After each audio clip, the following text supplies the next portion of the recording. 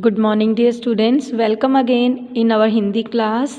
प्यारे बच्चों, हम पढ़ रहे हैं व्याकरण में से पाठ 10 विराम चिन्ह पंक्चुएशन मार्क्स, जिसको मैंने कल की वीडियो में आपको ये पूरा पाठ अच्छी तरह से पढ़ाया था। आपको कुछ विराम चिन्ह, मुख्य रूप से जो विराम चिन्ह प्रयोग किए जाते हैं उनके बारे में भी मैंने आपको बता दिया था।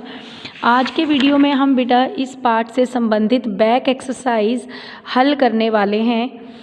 तो देखिए, पहला पॉइंट जो है हमारा, नीचे लिखे वाक्यों में उचित विराम चिन्हों का प्रयोग करके दोबारा लिखिए। मतलब ये हमें कुछ वाक्य दिए गए हैं जिनके बीच में विराम चिन्ह नहीं लगे हुए हैं, तो हमें सही जगह पर उचित विराम चिन्हों का प्रयोग करके इन वाक्यों को दोबारा से लिखना है। तो चलिए हम शुरू कर लेते हैं। देखो बेटा, हमारा जो फर्स्ट पॉइंट है वो है वैभव ईमानदार, मेहनती और सज्जन है। अब देखो, इसमें कहीं भी कोई भी विराम चिन्ह नहीं लगा हुआ है, तो वैभव ईमानदार, मेहनती और सज्जन, तो देखो ये एक ही ग्रुप के, एक ही समूह के शब्द हैं, तो वहाँ पर उनके बीच में आ जाएगा अल्प विराम। वैभव कैसा है? ईमानदार, मेहनती और सज्जन है। और जब हमारी बात कंप्लीट हो जाती है तब हम वहाँ पर लगाते हैं पूर्ण विराम। बेटा आपने ये चीज़ ध्यान रखनी है, जब और शब्द आ जाता है तो और के साथ बीच में अल्प विराम नहीं आएगा। ठीक है, आगे है बेटा मेरी बात सुनो। अब देखो, बेटा के बाद हम थोड़ी देर के लिए रुक रहे हैं, तो इससे यहाँ पर भी आएगा, और जब हमारी बात खत्म हो रही है तो बीच में आएगा पूर्ण विराम। ठीक है, अगला सेंटेंस देखिए। अगला वाक्य है तुम आजकल कहाँ रहते हो। तो देखो, वाक्य को पढ़ ही पता चल रहा है कि कोई प्रश्न पूछा जा रहा है। तो प्रश्न पूछने के लिए हम कौन से चिन्ह का प्रयोग करते हैं? प्रश्नवाचक चिन्ह का प्रयोग करते हैं वाक्य के अंत में। तो यहाँ पर क्योंकि प्रश्न पूछा जा रहा है, तुम आजकल कहाँ रहते हो, तो हम यहाँ पर लगाएंगे प्रश्नवाचक चिन्ह। नेक्स्ट है आपने खाना खा लिया। यहाँ पर भी देखो, सेंटेंस को पढ़ के पता चल रहा है कि प्रश्न पूछा जा रहा है कि आपने खाना खा लिया क्या, है ना। तो यहाँ पर भी वाक्य के अंत में क्या लगा दिया जाएगा? प्रश्नवाचक चिन्ह। आपने खाना खा लिया, तो इसके बाद आएगा प्रश्नवाचक चिन्ह। उसके बाद है शाबाश, एक बार और गाओ। अब देखो, मैंने आपको बताया था जो विस्मय, हैरानी, खुशी की बहुत ही ज़्यादा एक्साइटमेंट जब हमें होती है, या कोई हर्ष की बात होती है, बहुत ज़्यादा खुशी की बात होती है, तो उसको दिखाने के लिए वाक्य में हम विस्मय आदि बोधक का प्रयोग करते हैं, एक्सक्लेमेटरी साइन का प्रयोग करते हैं। और ये एक्सक्लेमेटरी कहाँ पर आएगा? उस शब्द के बाद आएगा जिसके द्वारा हम अपनी भावनाओं को, अपनी खुशी को दिखा रहे हैं।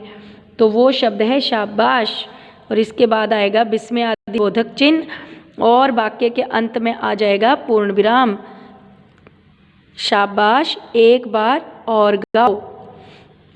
ठीक है, नेक्स्ट सेंटेंस पर चलते हैं। हमारा अगला वाक्य है माँ मुझे भूख लगी है। अब देखो, माँ के बाद हम थोड़ी देर के लिए रुक रहे हैं, तो यहाँ पर आएगा हमारा अल्प विराम। माँ के बाद भूख लगी है, यहाँ पर हमारी बात खत्म हो रही है, खत्म हो रहा है, तो आएगा पूर्ण विराम। माँ मुझे भूख लगी है, माँ के बाद अल्प विराम, वाक्य खत्म हो जाएगा तो पूर्ण विराम। अगला है आपने अपना होमवर्क कर लिया। अब देखो, यहाँ पर भी प्रश्न पूछा जा रहा है, कोई पूछ रहा है कि क्या आपने अपना होमवर्क पूरा कर लिया है। आपने अपना होमवर्क कर लिया, तो इसके बाद भी हमारा कौन सा चिन्ह आएगा? क्योंकि प्रश्न पूछा जा रहा है, तो प्रश्नवाचक चिन्ह हम यहाँ पर लगाएंगे। इसके बाद है मेरे पिताजी कल अमृतसर जाएंगे। अब देखो, यहाँ पर कोई प्रश्न नहीं पूछा जा रहा है, कोई एक्सक्लेमेटरी साइन, कोई खुशी की बात, कुछ ऐसा नहीं बताया जा रहा है। सिंपल एक बात बताई जा रही है, एक वाक्य है मेरे पिताजी कल अमृतसर जाएंगे, तो यहाँ पर इसके बाद आएगा पूर्ण विराम।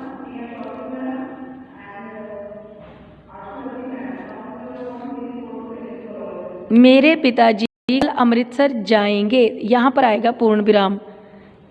मेरे पिताजी कल अमृतसर जाएंगे।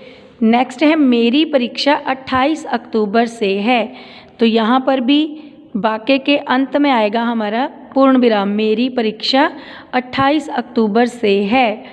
अब नेक्स्ट वाक्य देखिए, गांधी जयंती 2 अक्टूबर को मनाई जाती है। अब देखो बेटा, गांधी जयंती एक खास नाम है, एक स्पेशल है, त्योहार का नाम है, हमारा राष्ट्रीय पर्व है गांधी जयंती।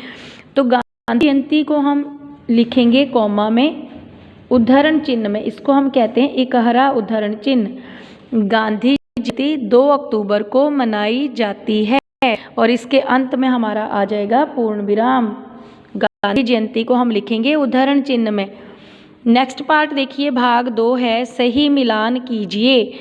यहाँ पर एक तरफ हमें चिन्ह का नाम लिखा हुआ है, विराम चिन्ह, और दूसरी तरफ कुछ विराम चिन्ह बनाए हुए हैं। हमें इनको ढूंढना है और मिलान करना है कि कौन सा चिन्ह कौन सा है।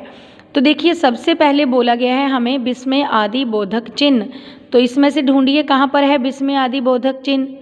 कौन सा चिन्ह आपको नज़र आ रहा है विस्मय आदि बोधक? ये लास्ट वाला, ये जो चिन्ह है ये है हमारा विस्मय आदि बोधक चिन्ह। इसको हम इसके साथ मिलाएंगे, विस्मय आदि बोधक चिन्ह के साथ। नेक्स्ट है अर्धविराम। तो अर्धविराम आपको पता है, जिसमें एक डॉट होता है और एक कॉमा होता है साथ में, तो उसे हम कहते हैं अर्धविराम। तो ये है हमारा अर्धविराम, ठीक है। नेक्स्ट है अल्प विराम,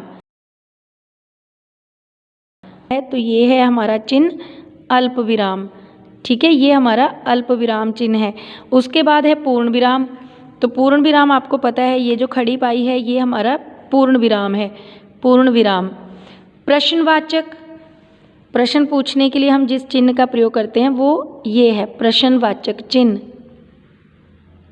ठीक है। क्लियर हो गया आपको ये सारा?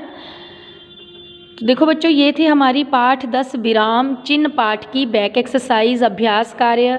सभी बच्चे इसे अपनी अपनी बुक पर हल कर लें, ठीक है। आज के लिए बस इतना ही, कल फिर मिलेंगे एक और नई वीडियो में। तब तक के लिए धन्यवाद।